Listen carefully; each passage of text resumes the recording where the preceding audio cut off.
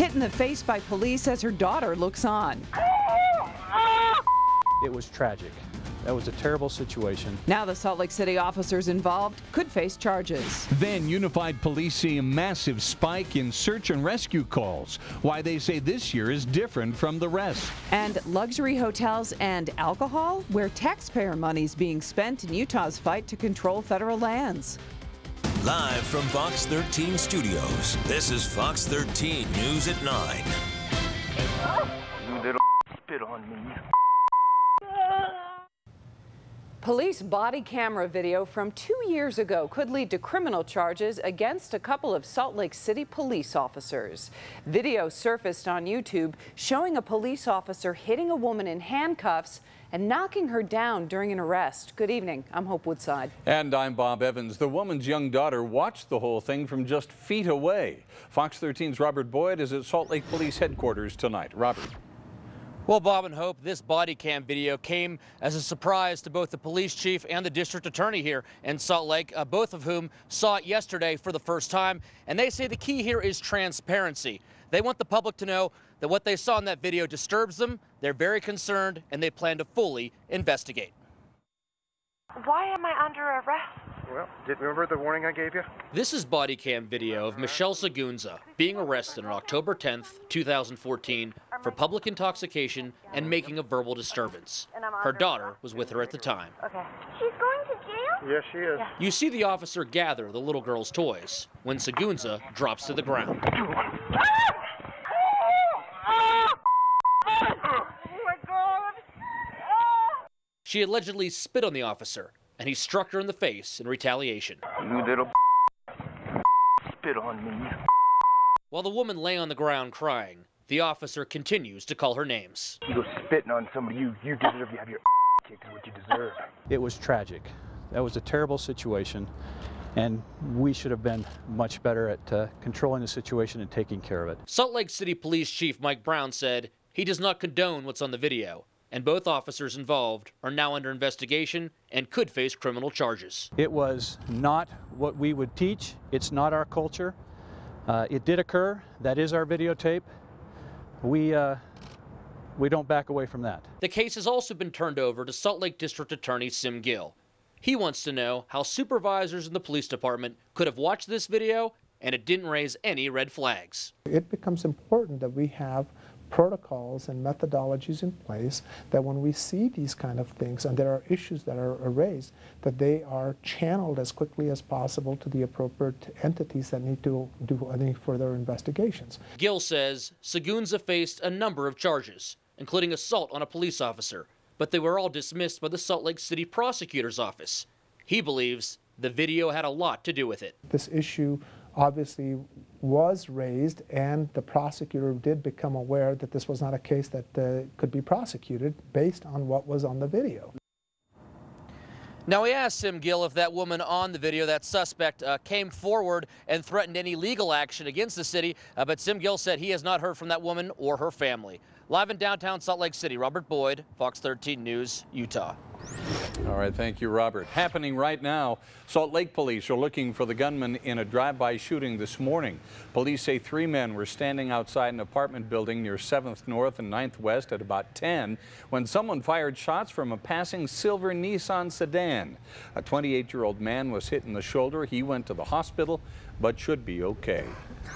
New information tonight about a search and rescue at Lisa Falls this afternoon. An 18-year-old woman had to be lifted to safety after falling 50 feet and then landing at the bottom of a waterfall.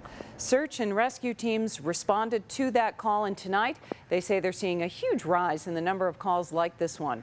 Fox 13's Lauren Steinbrecher is live at the mouth of Little Cottonwood Canyon to explain. Lauren. Well, Hope and Bob, Unified Police say search and rescue has responded to 20 calls in the past 30 days, and that's about 3 times the amount of what they normally see during the summer.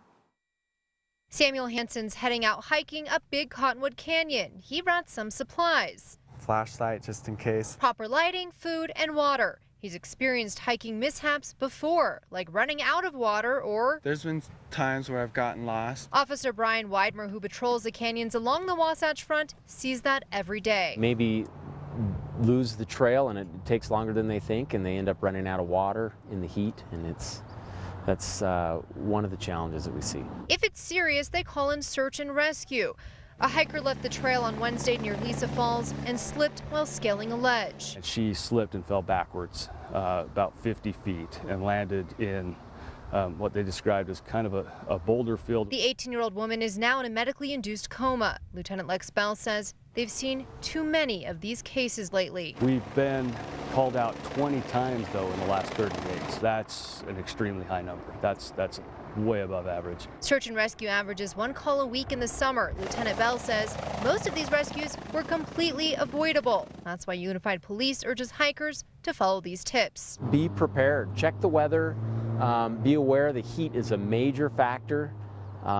Make sure you have more water than you think you need. Take shade with you. Take a hat with you. Plus, plan enough time to make the trip and always stay on the trail. Steps Hansen says he and his friends will certainly follow. Being mentally prepared before we go out. First of all, we know which hike it is. We're going with friends, and we're just planning on having a good time.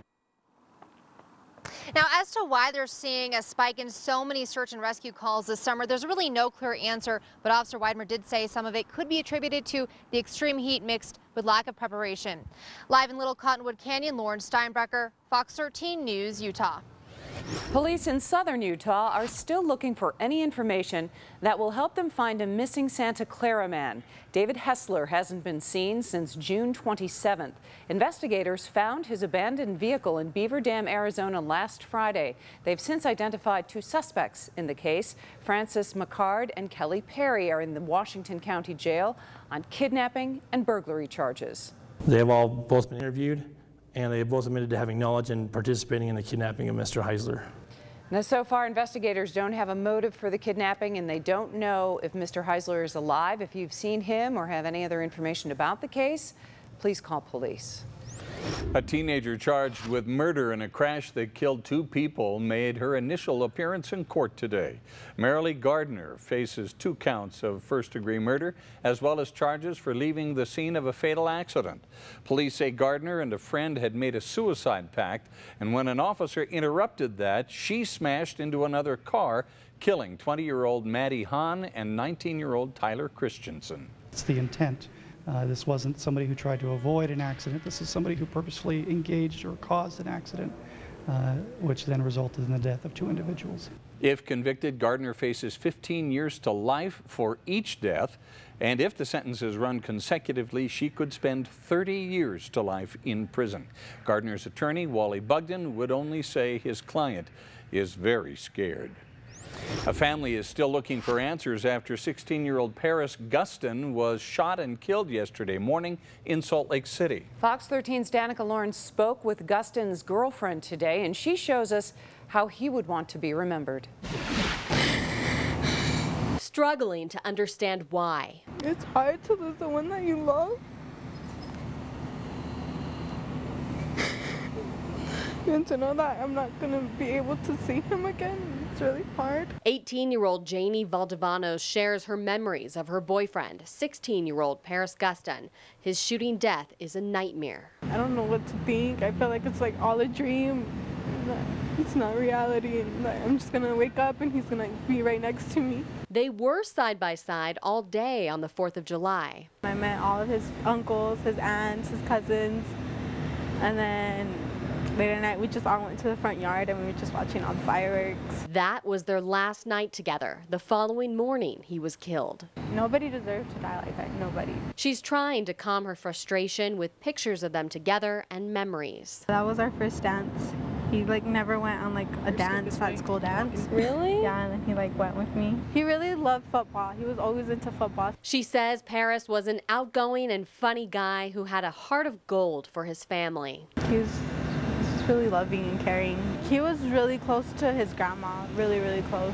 She says his entire family has been crippled by the news, and now she just wants to help them find some closure. He left happy. He was a happy kid. In Salt Lake, Danica Lawrence, Fox 13 News, Utah. Investigators want to know whether several fires in Farmington today were deliberately set. People living near a popular trailhead woke up to the smell of smoke just after 3 this morning.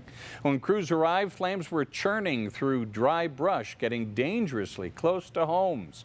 Firefighters also responded to a couple of garbage can fires nearby. Neighbors say the situation was nerve-wracking. We have small children in our home. A number of these other houses around here have small children. It is a little scary to think about that, you know, someone could intentionally start something like that. Farmington police are also investigating. The trailhead is in an area where fireworks are prohibited. If you saw anything or anyone suspicious early this morning, call police. First, it was laundry detergent pods. Now there's a new threat hurting children. A young child is not going to be able to tell the difference. What's in these chewy treats that children are mistaking for candy? Are your tax dollars picking up somebody's bar tab? A letter criticizing a commission says they are. I'll explain. And a local rock star is passionate and speaking out on Utah suicides.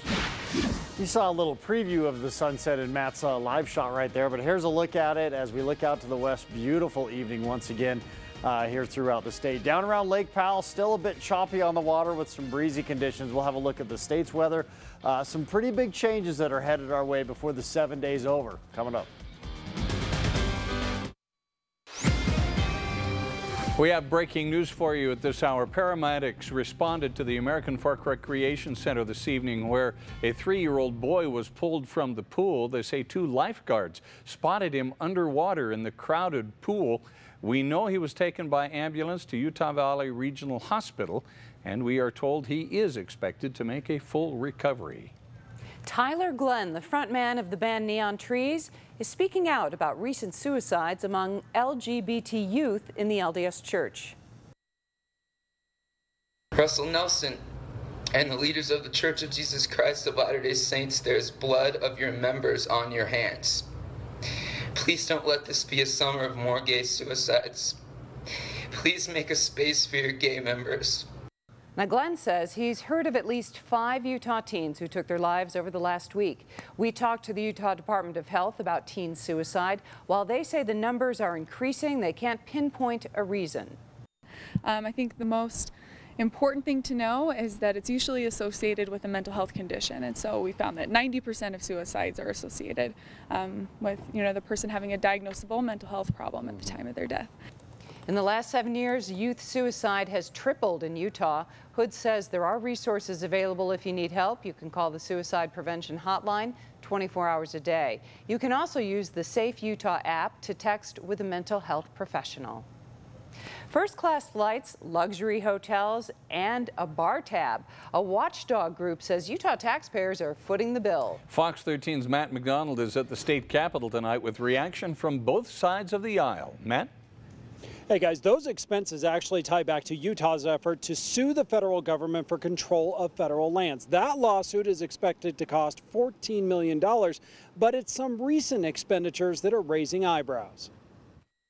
$1,300 for a 3-night stay at the Grand American Hotel, $384 for 4 meals, $21 for beer. We are checking into those very things right now to see if we've been overbilled on some of these. The Commission for the Stewardship of Public Lands is spearheading Utah's effort to sue the federal government for control of federal lands in Utah. A D.C.-based nonprofit sent a scathing letter to the Commission detailing what it calls inappropriate spending. The taxpayers of Utah deserve an explanation for how their money is being spent. Contracts with lawyers hired by the commission call for coach class fares and reasonable and necessary food. Can't put a bar tab on a bill and expect the legislature to pay for it.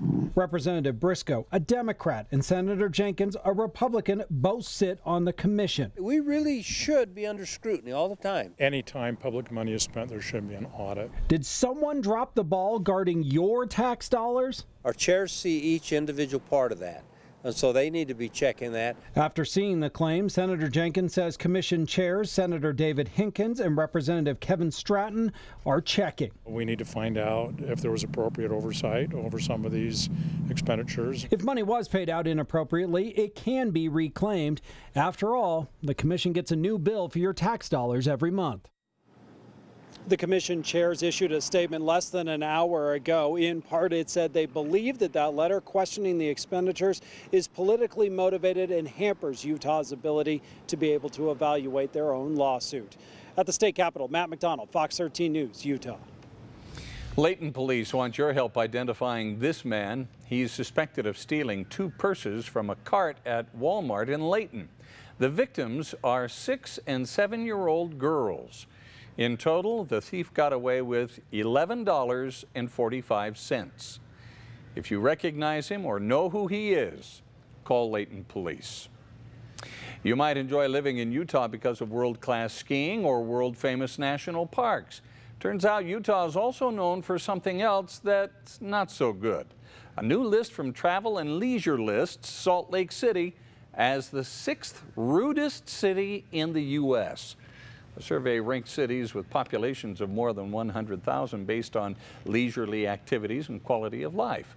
Apparently, Utah scored high on the snob factor. Brett so Benson. Cool. Brett, what's going on with the weather here? We're nice people. We got so much going for us. What do you expect? Heavens. Yeah, but snobby? I wouldn't think of Utah. Hey, it's hard to be humble. Well, we're going to hit the links this weekend, right, Brett? Yeah, Mumsy and Dadums. Only if we're doing the 4-person scramble. Oh, yeah, here we go again. Remember? Here we go again. That's the only golf I play. So pedestrian. 83 right now in Salt Lake and light winds out of the north. We've had some breezy conditions once again today. We'll have more of the same tomorrow. Not a whole lot is changing between today and tomorrow. If you look at satellite and radar right now, first of all, wow, big old storm that's moving through portions of the Dakotas and Nebraska, making its way towards the upper Midwest. Looks like a bow echo, could be derecho type situation right here, developing severe weather there. All right, now looking back towards Utah, you can see some clouds that have dipped into northern Utah and storms that are lifting towards the northeast. We do have a bit of a trough right here. Kind of hard to see with just satellite and radar. There's not a lot of moisture that we can pick out with clouds and precipitation. So we'll go ahead and look at water vapor, and this shows the pattern a little bit better. So now we're just looking at the water vapor in the clouds and not necessarily clouds themselves, or water vapor in the atmosphere. If you notice back here, we've got this trough, okay, and then you can also see ahead of that we have this ridge right there, and then another trough that's dipping into Utah currently. So what's happening now? We've had the cooler temperatures yesterday, cooler temperatures today, cooler temperatures tomorrow. That's because we're in this little bit of a trough right here. But this is what's headed our way by the end of the week. Big old ridge that's going to build in. I shouldn't say big because it's just going to be a quick hitter, but it will warm us up significantly for a couple days. And then this system moves in next. And this system, once again, much like the one that's over us now, the heart of the system, the strongest part of the storm will stay north of us, but it will push a cold front through the state, just like we've had, again, over the last couple days. That next one, though, looks like it'll have a bigger impact, not only on temperatures, but now it's starting to look like it will kick off a few thunderstorms as well. All right, so we're in the 70s and 80s and throughout most of northern Utah, mid-60s currently in Park City, but 83 here in Salt Lake, 82 in Provo. 75 in Provo, 82 in Orem. 81 in Vernal, 79 in Blanding, 91 degrees currently in St. George. You can see upper 70s in Elko and Ely and low 80s right now in Windover. Comfortable evening again tonight. We'll just call it mostly clear to clear skies tonight. 64 for an overnight low in Salt Lake City, about 70 in St. George, mid-60s in Moab. The winds that are out there right now will continue to die down in the overnight hours. Tomorrow, more or less a repeat of today. Maybe a little more sunshine will be the biggest change. 90 for a high in Salt Lake, 98 in St. George, about 100 in Bullfrog and 95 in Moab. Temperatures about right. I mean, this is seasonal weather right now. So upper 90s tomorrow, then 102 for a couple days, Friday, Saturday, and then we cool it back down in southern Utah. 97, 95. It's not a very long cool down. We're back at 102 by Wednesday. For northern Utah, So 90 tomorrow, very similar to today. Then we have a couple hot days, and then that cold front swings through on Sunday. And Sunday afternoon, we'll see a pretty good chance of showers and thunderstorms. And the further north you are, your better chance of seeing those storms. And then look at that, a high of 77 on Monday. So a significant change, significant cool down for early next week. But we warm up pretty quickly. By Wednesday, we're back in the 90s. So. Well, we're grateful for the break. Well, good, because it's coming. I know. Because he's been working hard on it. I'm glad you like it. This is me not being snobby. Okay.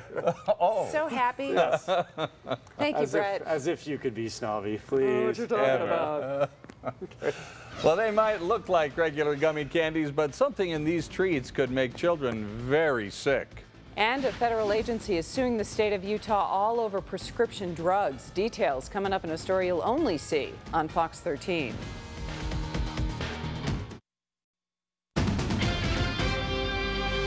The Drug Enforcement Administration is taking the state of Utah to court. They're demanding access to a database with information about all of your prescription drugs. Fox 13's Ben Winslow has the story you'll only see here. In court papers obtained by Fox 13, the Drug Enforcement Administration reveals it's investigating a Salt Lake City area medical professional. It won't say who, but DEA agents say that person is prescribing a lot of pills to people who turn around and sell them. Those people, the federal government claims, may be members of a criminal organization with overseas ties. The DEA issued subpoenas for access to the Utah Department of Commerce's Controlled Substance Database, but the state refuses to cooperate without a warrant. A warrant requires a higher level of what we call probable cause. In other words, you can't get a warrant unless you apply to a judge and say, I have probable cause to believe the information is where I'm looking, whereas an investigative subpoena, you simply go to a judge and say, we're curious. Criminal defense attorney Greg Skordas' law firm represented a firefighter whose prescription drug history was looked at when police were investigating missing medications back in 2014. That led to changes in the Utah law requiring cops to get a warrant. Since then, a state audit found police requests for drug database access dropped 95%. The problem isn't just that you're looking at the prescriptions that the doctor has written, but you're also finding out all the individuals who went to that doctor believing that that was protected and that it was private information, and all of their names, all of their records, all of that would be accessible by the DEA. The Utah Department of Commerce declined to comment on this. So did the Utah Attorney General's office, which is representing the agency in court. But this battle has just begun. They'll make their own filings in federal court next month. It's all going to come to a head probably either with the United States Supreme Court or with one of the circuit courts. Ben Winslow, Fox 13 News, Utah. Outrage in Baton Rouge, Louisiana. Coming up, a mother's grief after police shoot and kill the father of her teen son. And it's caught on video. They thought they were eating candy, but ended up in the emergency room. Why children and pot-related poison control calls are on the rise nationwide.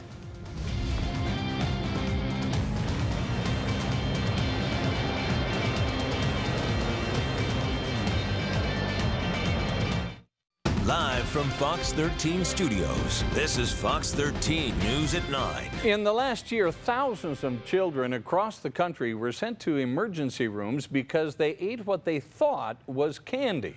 Edibles containing marijuana are found everywhere, including Utah, even if they're illegal. Fox 13's Kirsten Nunez joins us live in studio with that story. Kirsten. Yeah, Bob and Hope, these edibles can be very enticing to kids, and that's because they look just like candy. You have Peachos and gummy bears. And while I'm told they taste slightly different, they look almost identical, and that's resulting in a spike of calls to poison control centers. Young child is not going to be able to tell the difference. Utah Poison Control Center takes in hundreds of calls a week. This year, a handful of those calls were about toddlers eating treats or gummy candy containing THC, the main psychoactive component in marijuana. A child is going to see that, and they don't know whether that's a brownie that they're used to their mom making, or it's something that has marijuana in it. Doctors say if a child gets hold of these products, they can have nausea, vomiting, disorientation, anxiety-like reactions, or worse. We have seen very pronounced effects in young children, even requiring mechanical and ventilation, at least in a couple. Utah Poison Control says with calls calls in regards to children and marijuana. Many end up in the hospital. When you look at the exposures to marijuana products in kids less than 6 years of age, you're talking about over 50% of them require hospitalization, and some of them into the pediatric intensive care unit. Just in the last year, poison control facilities across the country reported 4,000 calls of kids and teens exposed to marijuana. And while states like Oregon and Colorado have a higher call volume, it's still something we're seeing in Utah, despite the fact it's illegal. We have surrounding states, so it makes sense that we are seeing more cases than we have a couple of years ago. Cannabis is here. It's here in our state. What we need to start doing is making sure we have a safe, regulated system in place. Among the many issues Christine Stenquist is concerned about, she says this is no longer a topic lawmakers can ignore. We need a community education on it. Right now we're dealing with the illegal market and just sort of the leftovers of legal markets that are seeping in because we're not willing to deal with it. Poison control says ultimately the responsibility is on the parents to keep those edibles away from children, but they say if you have any problems to call the centers. It's free and confidential. Live in studio, Kirsten Nunez, Fox 13 News, Utah. More than 8,000 U.S. troops will stay in Afghanistan longer than anticipated. President Barack Obama announced today the soldiers will be on the ground until at least next year. That's an increase from the original plan of 5,500 troops. The president says the change is based on advice from top generals and a resurgent Taliban threat. The Utah National Guard has played a major role in the war in Afghanistan, and today there are 160 members of the Utah National Guard stationed there. Brigadier General Dallin Atack tells Fox 13 Utah Guardsmen and women have specialized skills that are likely to stay in demand. Based on the missions that President Obama spoke on today, my expectation is we will continue to support the combatant commanders in Afghanistan with intelligence, with aviation, and with special forces. The general says the decision to deploy troops comes from the Pentagon, and the Utah Guard doesn't know long before the troops themselves get the call up. There are calls for justice in Louisiana tonight after a witness recorded the shooting death of a black man by police. Governor John Bel Edwards calls the video disturbing, and now the Justice Department is stepping in. Fox's Casey Stiegel has the latest. Eyewitness cell phone video shows the deadly confrontation between two Baton Rouge police officers and 37-year-old Alton Sterling.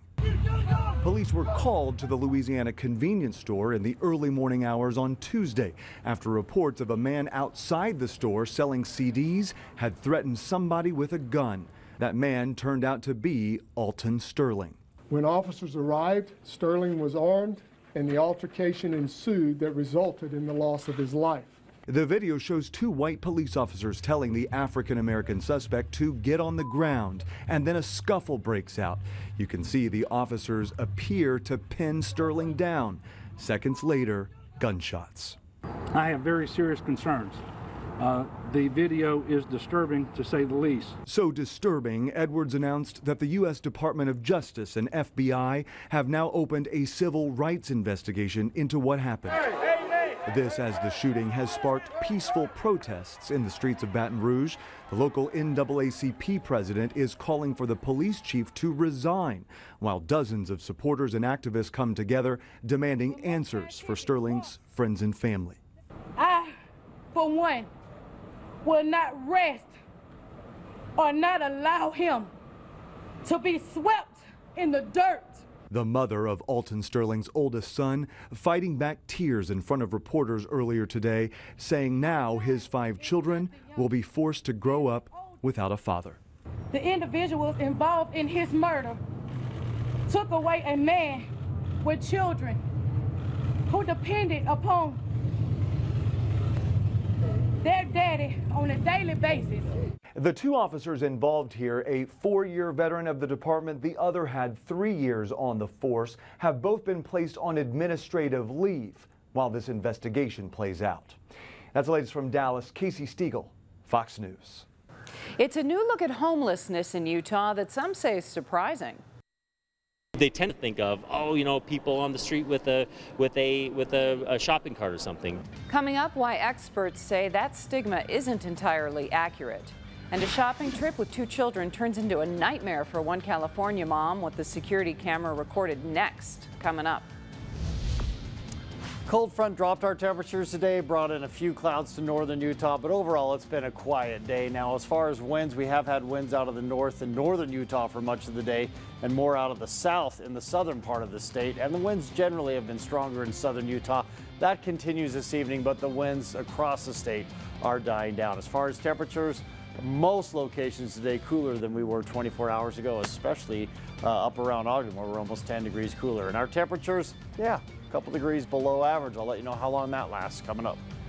Plus, a designer gown that takes creativity to a whole new level. What one designer's using that some people say is downright gross. But first, Fox 13's Bob Schildmeyer has your world in a minute. Monsoon rains trigger floods and mudslides, killing at least 30 people in southern India. Entire villages submerged in a disaster affecting thousands. Violent clashes in the streets of Kashmir. Police battle protesters angry that leaders of a separatist movement are under house arrest. A massive Mideastern migrant rescue in the Mediterranean. Italy's Coast Guard saves 4,500 migrants stranded in rubber dinghies and wooden boats. A 7-year-long investigation claims former British Prime Minister Tony Blair rushed into the 2003 decision to invade Iraq when the UK was unprepared for the conflict. A scare in the air over Sydney, Australia. A United Airlines plane making an emergency landing after suffering a serious bird strike following takeoff. This could be the highest barbershop on the planet. A Russian barber giving sky-high haircuts in a hot air balloon. A one-of-a-kind kite takes flight in Taiwan. The unique creation features the likeness of an egret pedaling a bike through the air. And finally, the annual madness known as the Running of the Bulls about to begin. A sea of people filling downtown Pamplona, Spain to kick off the week-long event. And that's World in a Minute. You're watching Fox 13 News. Let's connect. Muslims are celebrating the end of Ramadan. Sunny Nisar and his family threw a celebration today. They've been putting on the party for 12 years now in their Liberty Wells neighborhood. It marks the end of Islam's holiest month, during which Muslims fast from dawn to dusk for 30 straight days. 200 to 400 people show up to the party every year through word of mouth. Every year it gets bigger and bigger. People they just know about it. They just show up. Everyone on the street knows about it. Our neighbors know about it. So, you know, they know when it's kind of a chaotic scene here, you know, but it's good. Besides fasting, Muslims read one of the Quran's 30 chapters each night of Ramadan. All the money saved from skipping 2 meals a day is donated to charity. We've reported on Salt Lake City's homeless problem. But you may be surprised at what researchers found is one of the reasons why so many people are on the street. Details of a new study coming up. And later in sports, Tom Chambers teaming back up with the Jazz. I'll explain what that's all about. Plus, the state amateur returns next week. But some of the guys took the podium today. Jeff Reinier was there. Back in a bit. Live from Fox 13 Studios, this is Fox 13 News at 9. Welcome back. There was another vicious attack against a homeless person in California. Arson investigators discover a man with significant burns to his upper body in downtown San Diego about 5 this morning. He is not expected to survive. It is the 4th attack against a transient person this week. Sunday, police found the remains of a burned man after battling a blaze near an interstate, and 2 other victims Monday had trauma to their upper bodies. 1 died. Police say they have a suspect, but they haven't tracked him down. Security camera video shows the terrifying moment a man tried to kidnap a 4-year-old girl in Victorville, California. A man reaches through the door, grabs the child, and pulls her from the store. Mom quickly runs after them. Somehow the little girl got away. Police arrested the man, Terry Ransom, later today on kidnapping charges. Verizon is overhauling its data plans. The wireless carrier wants to give customers more control over their monthly data plans at a price. Verizon will offer its version of an unlimited plan and carryover data policy. All lines get carryover data for free, but it expires after a month, and you can have more data for more money. A new study sheds light on one of the causes of homelessness. For the first time, Utah researchers cite domestic violence as a top concern. Fox 13's Tamara Vaifanua reports. The woman probably doesn't know that her decision to leave is the time she is most at risk of being killed by her abuser. Shauna Spencer is with the YWCA of Salt Lake City. She works with hundreds of domestic violence victims and their children. Women and children come in with many different stories. They also mostly have a common theme, and that is that the situation in the home became so violent, the woman fears for her life, and she has to leave. While the overall rate of homelessness has declined over the past decade, domestic violence is becoming one of the common reasons for homelessness. According to the Utah Foundation, over 1 in 5 homeless Utahns report experiencing domestic violence. Most are women with children. Which is something people don't think about when they think about homelessness. They tend to think of, oh, you know, people on the street with a shopping cart or something. When victims turn to shelters, they find safety, shelter, food and clothing, and have access to childcare and schooling. The goal is to make sure victims leave there with a stable job, affordable housing, and peace of mind. The number of women that leave here with the intention of returning to their abuser is very, very low. Researchers say the findings could help pave the way for more resources. Instead of having all the services concentrated in one area, let's move some services into some communities and make them make them a little bit more accessible. In Salt Lake City, Tamara Vaifanua, Fox 13 News, Utah. A new poll suggests Utahns are softening their opposition to same-sex marriage. The survey from UtahPolicy.com shows 52% of people in the state oppose same-sex marriage, but the number is down from 58% from last year. The bigger drop is among those who say they're strongly opposed. That number was 50% last year. Today it's down to 39%. With more details of the poll on our website, just go to fox13now.com. After holding steady for a few days, the saddle fire in Washington County is growing again. So far, it has burned 1,700 acres 2 miles south of Pine Valley and is 42% contained. The cost to fight it is also growing. The latest estimate is $9.9 million. 50 buildings are threatened by the fire, but none has been damaged. A member of the LDS Church's Quorum of the 12 Apostles threw a strike at Dodger Stadium last Friday night. The Los Angeles Dodgers hosted Mormon Night.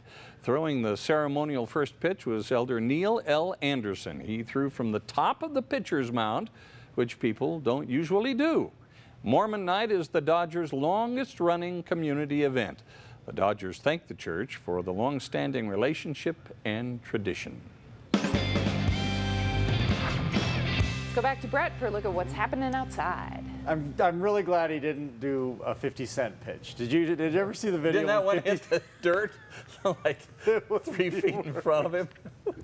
Oops. So, but man, it looks like good form by those pictures. Way to remind like 50. 50? 50. 50 cent. 50 cent. Yeah, whatever. I like to call him 50 because I'm snobby. Because you're snobby. That's there you right. go. After all, we are in Utah. Yes. Yeah. I know. You thought, yeah. Salt Lake City. If you missed that story earlier, yeah. You got to tune in. Yeah. You have to, yeah. DVR, back up on the DVR and watch it from earlier. Okay, temperatures tomorrow will be a lot like today. Average for this time of year, it's about 91 degrees, so we'll be right there about average. Mostly sunny, and like I said, they're seasonal temperatures. We'll have some breezy conditions as well, and we'll be slightly cooler up in the mountains tomorrow than it was today. Now, southwest Utah, again, some breezy conditions and a couple degrees cooler today. We hit the triple digits, or excuse me, couple degrees cooler than we were today. We hit the triple digits today, and it'll be right there in the upper 90s tomorrow, mid-90s in southeast Utah. Another very sunny, warm, and breezy day in the southeast part of the state. All right, 7-day forecast looks like this. We have upper 90s tomorrow, and then we hit 102 for a couple days. And you'll notice we don't see a whole lot of change as far as cloud cover here in southern Utah. We do have this cold front, this stronger cold front that moves through on Sunday. So I think we'll see some additional cloud cover, and it does knock our temperatures back into the mid-90s by Monday. But it's a short cool down as temperatures are back into the triple digits by middle of next week.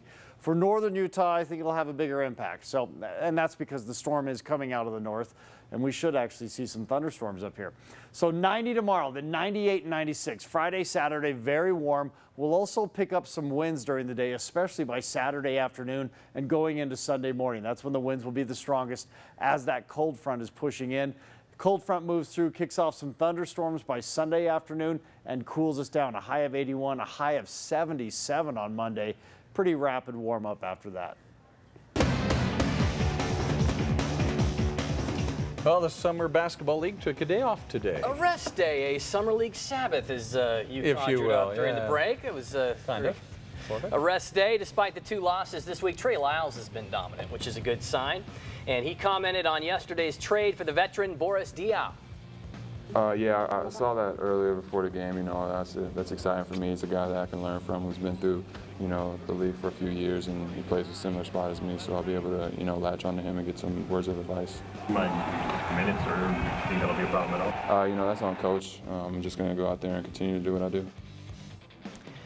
Former Jazzman and Utah native Tom Chambers is back home this week to lead a couple of clinics in West Bountiful and West Jordan. Chambers grew up in Ogden before joining the Utes and embarking on a long career in the NBA. He laced up for the Jazz between '93 and '95 and is one of only 41 players ever to reach 20,000 points.